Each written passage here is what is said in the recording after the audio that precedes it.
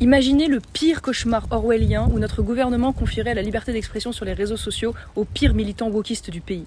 Eh bien, figurez-vous que ce cauchemar va devenir réalité.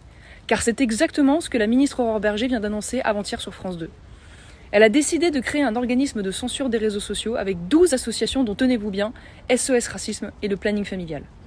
SOS Racisme qu'on pensait disparu sous les scandales et les compromissions et qui manifestait avec le nouveau Front Populaire l'année dernière seulement.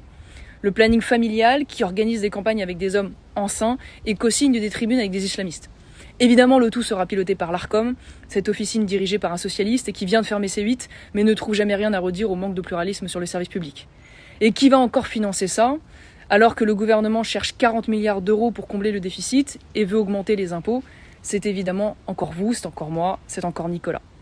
L'État va donc augmenter les subventions de ces associations et offrir des postes à temps plein à ces militants d'extrême gauche pour qu'ils surveillent les réseaux sociaux de droite et organisent la censure. Ces groupes militants pourront décider ce qui est soi-disant haineux, une notion floue, subjective, sans base légale claire, et ainsi faire disparaître tout contenu qui ne correspondrait pas à leur idéologie. La critique de l'immigration, la dénonciation de l'islamisme, la défense de nos valeurs et de notre identité, la dénonciation de la théorie du genre, tout cela est déjà visé et le sera encore plus demain, avec ce dispositif. Tout sauf évidemment les propos anti-France et le racisme anti-blanc. Ce dispositif, c'est une véritable police politique numérique, un outil de répression contre les opposants, les lanceurs d'alerte, les journalistes patriotes, les citoyens engagés et tous ceux qui ne suivront pas la doxa du gouvernement. Ce n'est pas la démocratie, c'est le contrôle idéologique par le haut contre la liberté de pensée du peuple.